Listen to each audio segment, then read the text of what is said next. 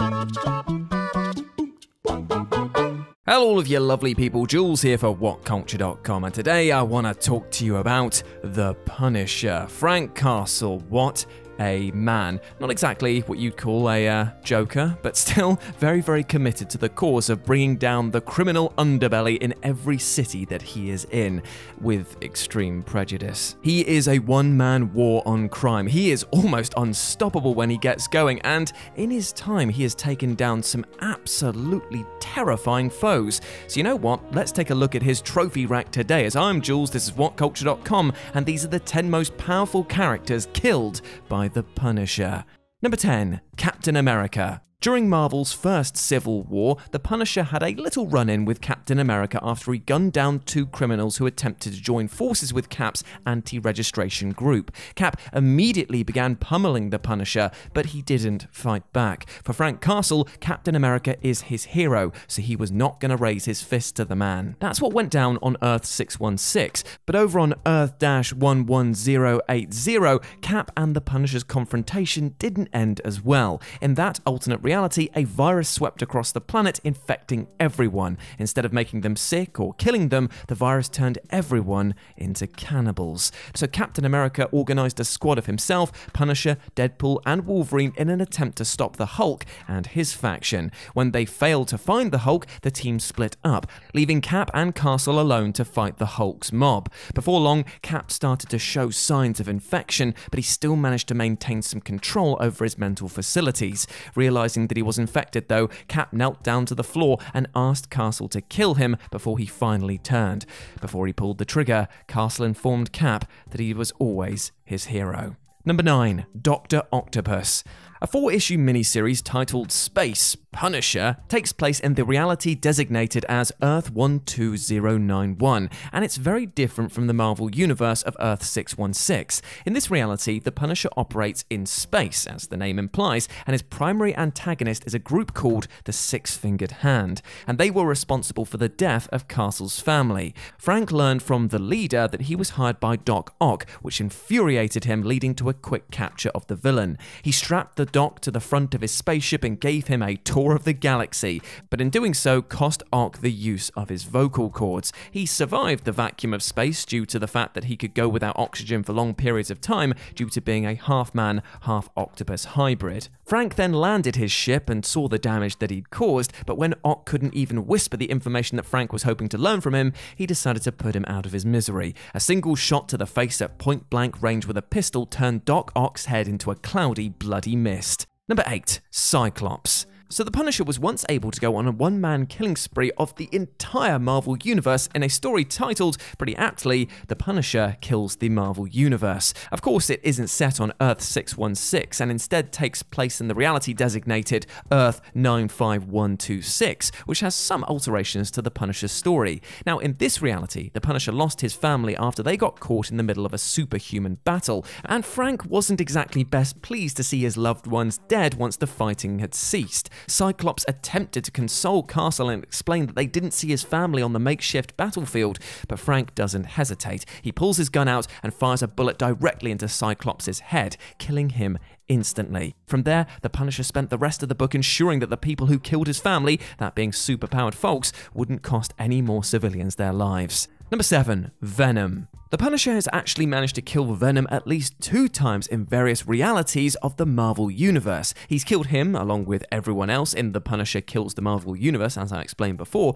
and he had the chance to take on the symbiote once more in Marvel Universe vs. The Punisher. Now in that story, it's the Marvel Universe out to get Frank Castle, and Venom was working with SpiderMan at this point. Interestingly, the reader is led to believe that SpiderMan is actually the primary antagonist, but it quickly becomes clear that Spidey isn't the character people need to fear, because when Venom went up against the Punisher, they got to beating on one another very quickly. But Frank had a trick up his sleeve in the form of a pistol that shot out a sonic blast. During their fight, he pulled out the sonic pistol and aimed it squarely at Venom.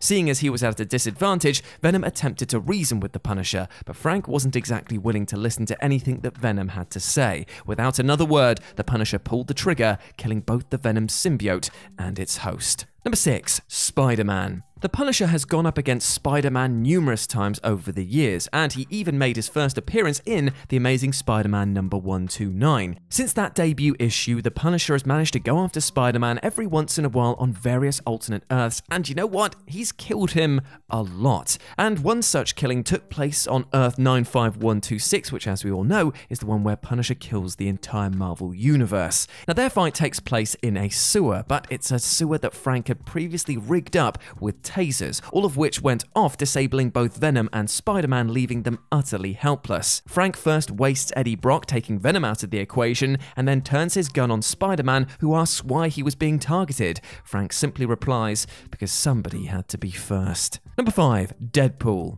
If there's one character who's powerful and pretty difficult to kill no matter what you do to him, it's Deadpool. The man is effectively immortal and can recover from pretty much anything, which does pose a problem to somebody like the Punisher. But in Marvel Universe vs. the Punisher, Frank kills Deadpool many, many times. Now, the killing of Deadpool actually became a bit of a running joke in the book, and every time the Punisher killed him, Deadpool found a way to return to carry on his virus-infected cannibalistic ways. Because remember, this is the reality where everyone turned into insane cannibals, and Deadpool, well, he definitely wasn't immune.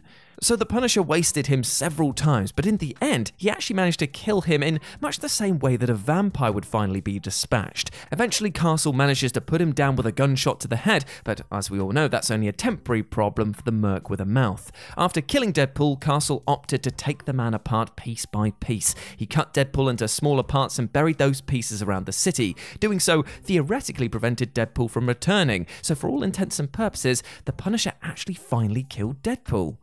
Number 4. The Thing. So imagine that the world has already become insane cannibals, and now you add the Thing into the mix. The Thing had joined forces with an infected Hulk solely to stop any attempt at finding a cure for this.